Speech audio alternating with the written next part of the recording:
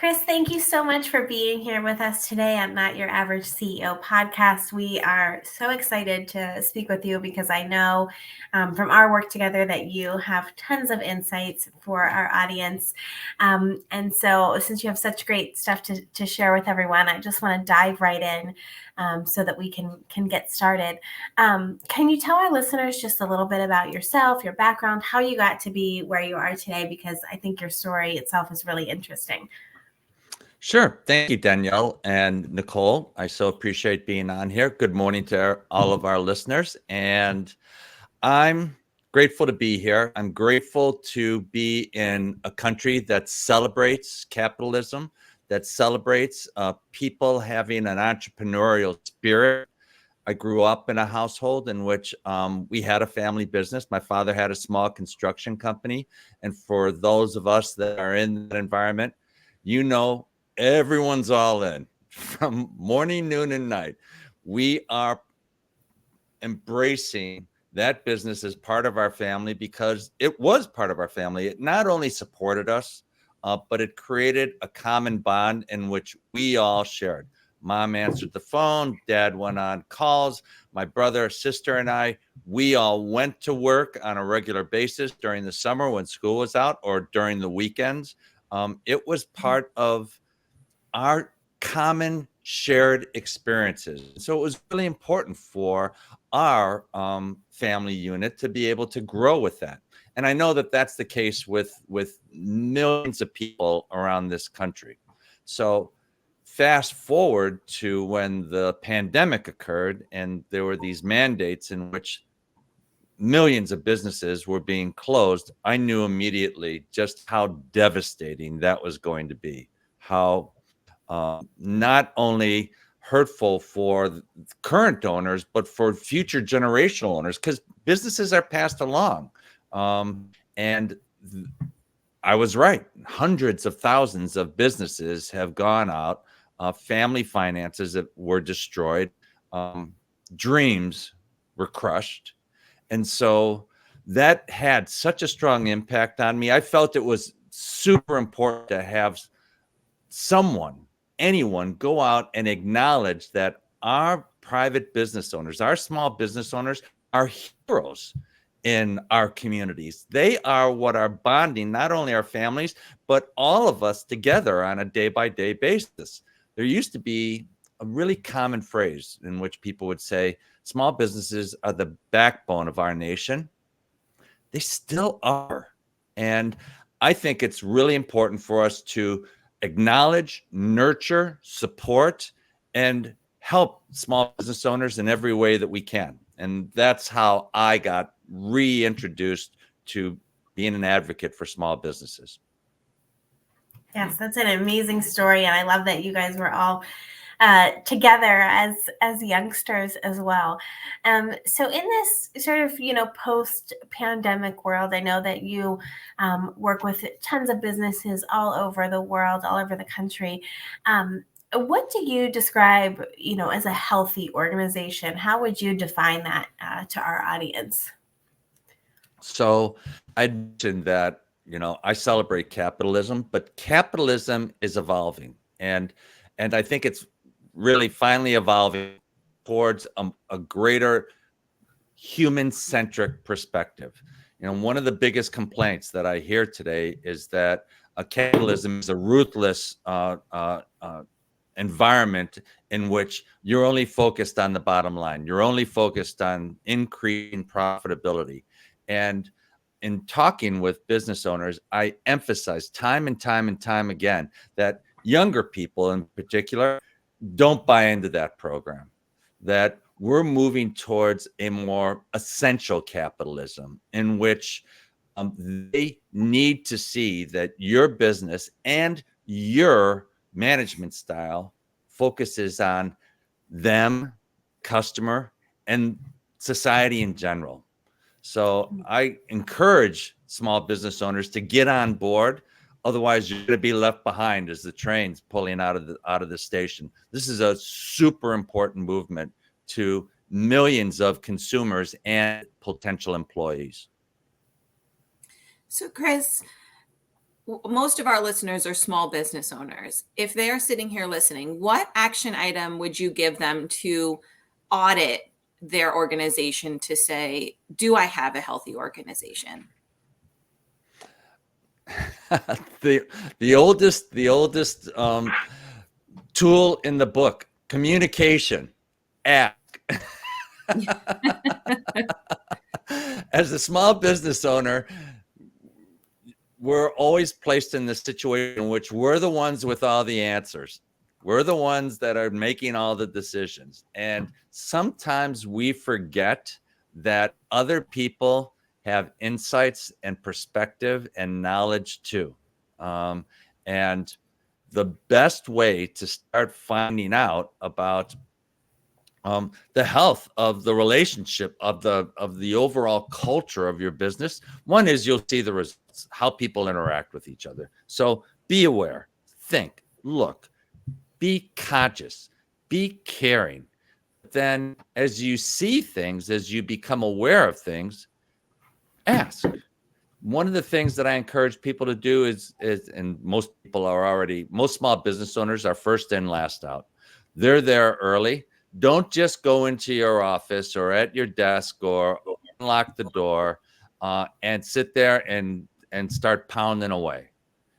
Take the time to walk around the office, to have those conversations, to build those relationships, to listen. Okay.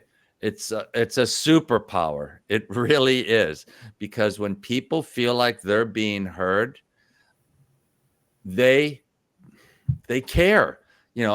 Another question I hear all the time: how do I get greater levels of productivity out of my time?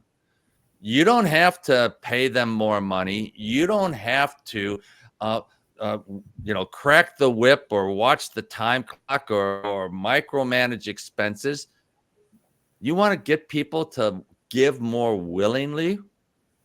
Do it yourself. Lead by example. Give more to them willingly. Human beings are givers. Okay. I know that there are those that are out there, and we've all had these people that take. Well, the simple advice with that is prune those people out of your lives. Okay. You were talking about some basic advice. One is to listen, and the other, and this is a skill set, and it's super hard. Hire correctly. Okay. Who you hire, who you surround yourself with, who you surround the rest of your team with is the lifeblood of your organization. So most people make the mistake of hiring based on skill set. They look at a resume. Can they do the job? Do they have these skills? Do they have this background? Great.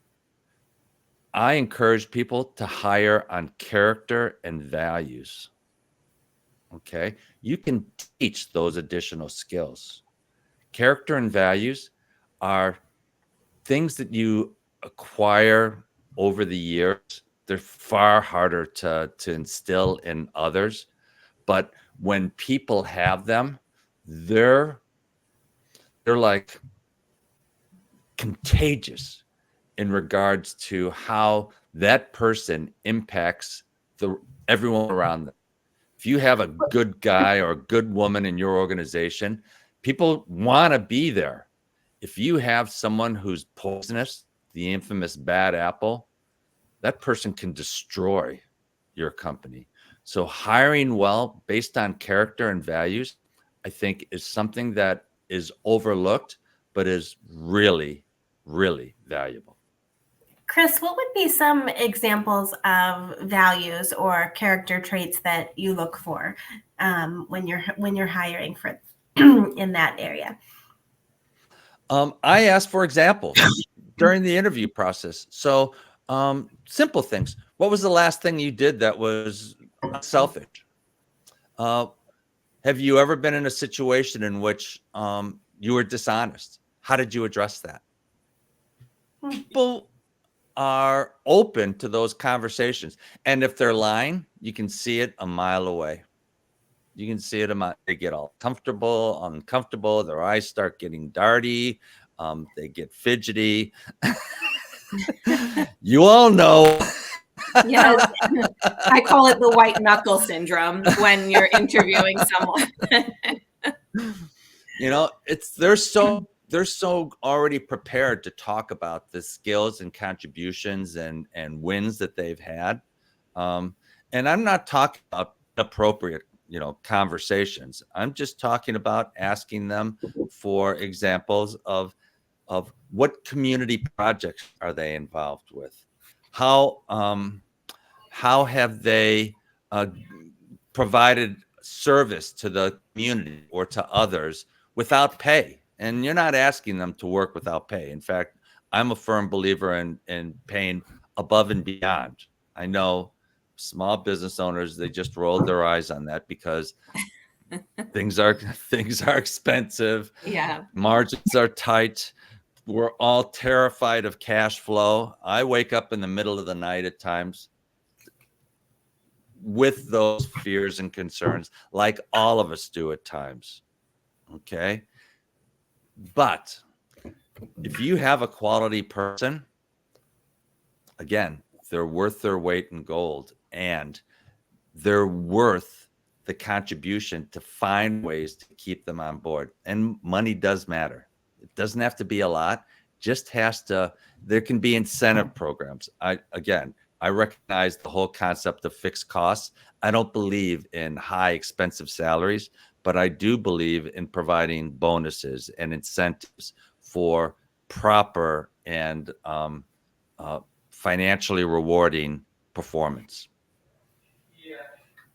So, Chris, now that you have hired, I'm going to take us a little bit through the hiring process, right? We're going to say, I've hired someone, their values aligned with mine, their skill set is great. What practices or holistic type practices can you put into an organization to maintain your employees outside of the bonuses? What other things can you do to foster this relationship and, healthy culture? So particularly younger people are focused on, as I mentioned, essential capitalism. Okay, this concept of caring for others, caring for the community, caring for causes. I don't know of a younger person that doesn't have some level of commitment to something that's important to them outside of themselves or money. And subsequently, if you can create groups that are involved in these type of community projects to give to others.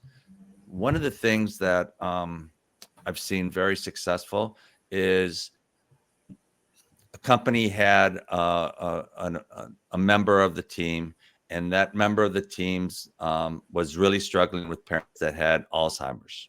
Okay, so we created with this organization a campaign in regards to supporting Alzheimer's. And we had a company meeting in which we talked about who's being impacted by this dreadful disease, and sharing stories associated with it.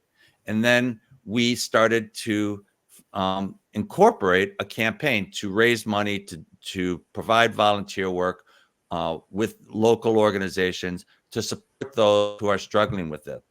But it wasn't just the work. It was, we had either monthly or quarterly feedback.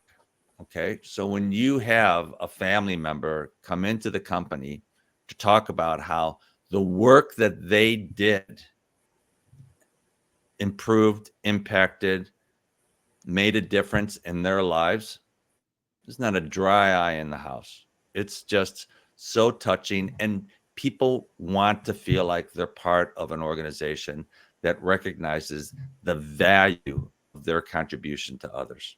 So that's one way. The other is, as I was talking about, communication. Make the effort to get there early, stay late, but don't just sit at your desk pounding away. Have a conversation, have a connection, listen to people about their lives, care about what's going on with them. All these things are,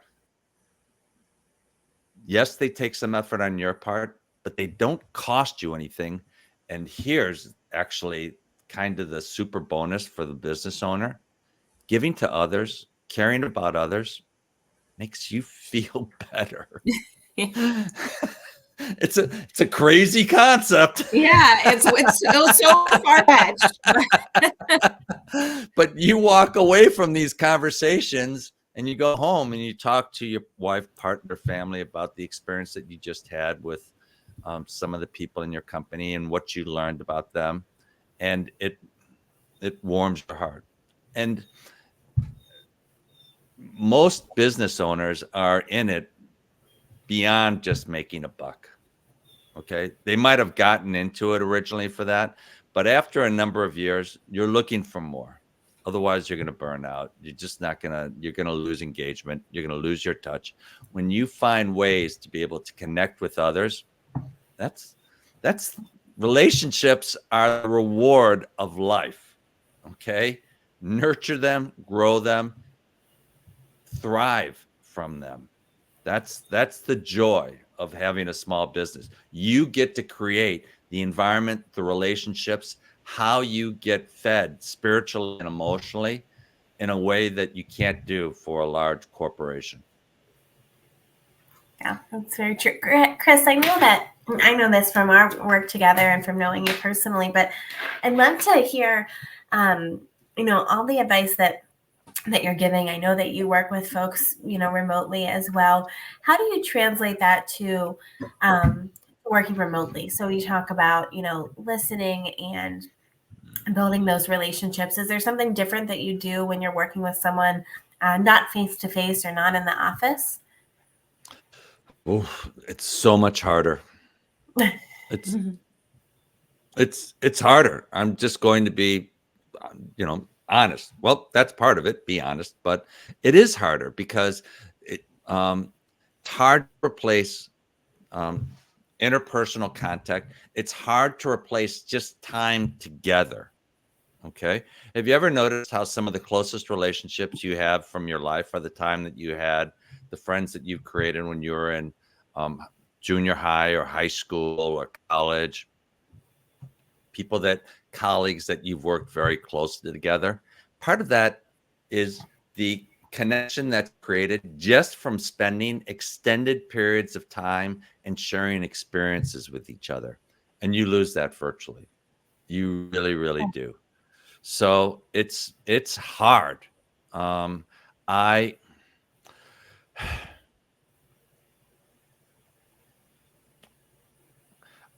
kind of stumped, Danielle.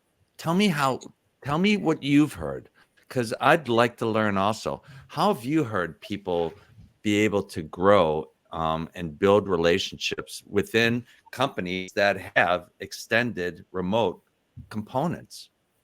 Yeah, I think for us with our entire team being remote, you have to be really intentional about it.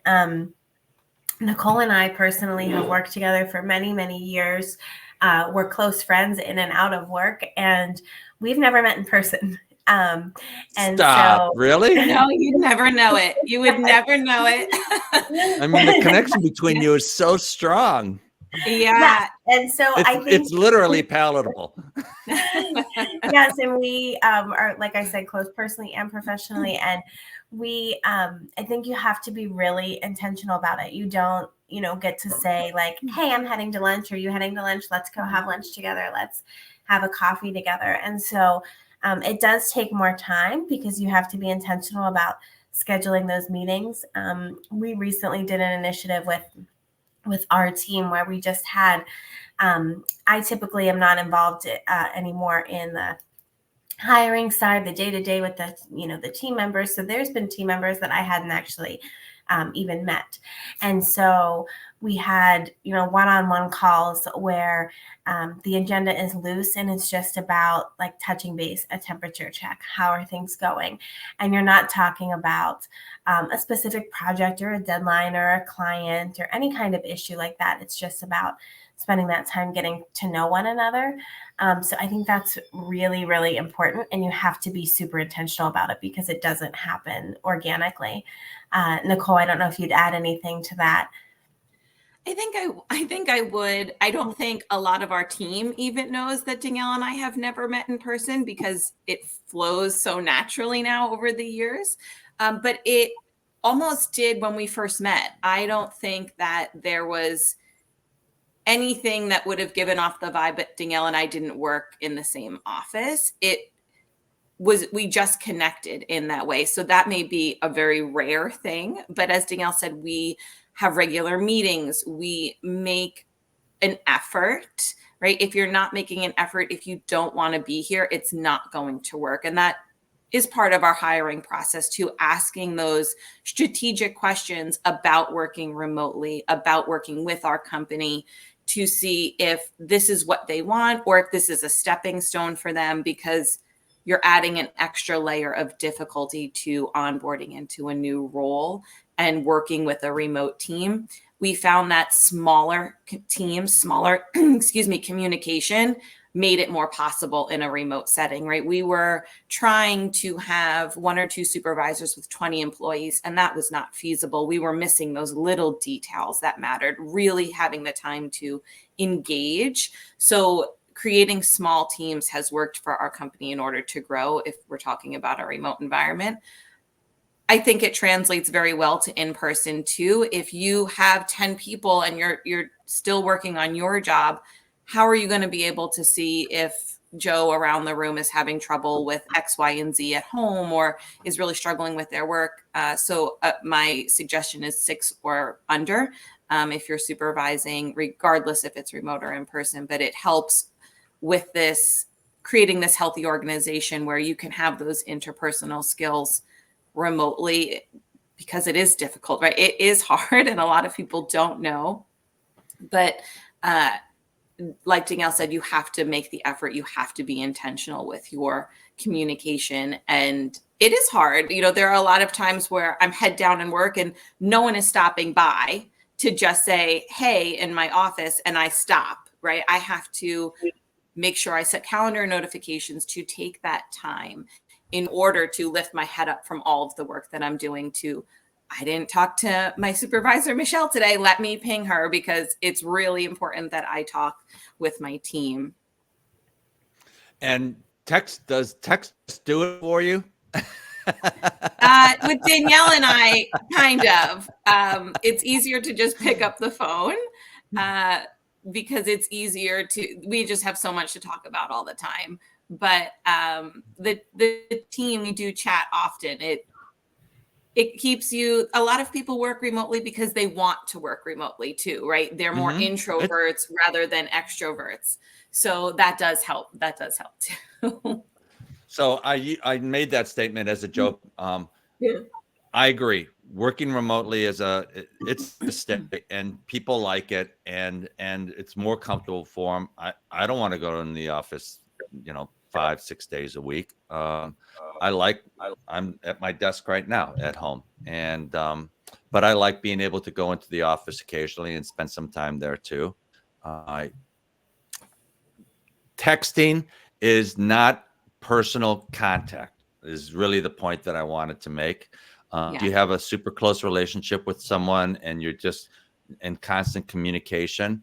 I like video, Zoom, Steam work, team, whatever that you're working. I think being able to have see people's facial expressions and see what they're like, because you can learn a lot from seeing if someone's haggard or if they're depressed or I love the comment, Danielle, that all of a sudden you realize there's someone on your team that you never met before. It's like sometimes we're going so fast, and that's a red flag. If there's someone on your team and you don't know if they're in a relationship or not, or they have kids or not, or even you probably know what they're doing in your company, but if you don't know aspects associated with what their favorite sport or team or food or some aspects of their lives, that's a red flag. That's a warning that you can, hey, do I really know this person? Because then they don't know you either. And you're you're the biggest selling point of your company. I'm hopeful that the people, actually, I have a sense that the people that listen to this podcast are actually aware of the value of the relationships that they have with others. It really is one of the most important contributors that you can make to others and to your own life. So, Chris, So thank you for that advice. That was super great. I appreciate it. You're very welcome. We rambled. We went off course.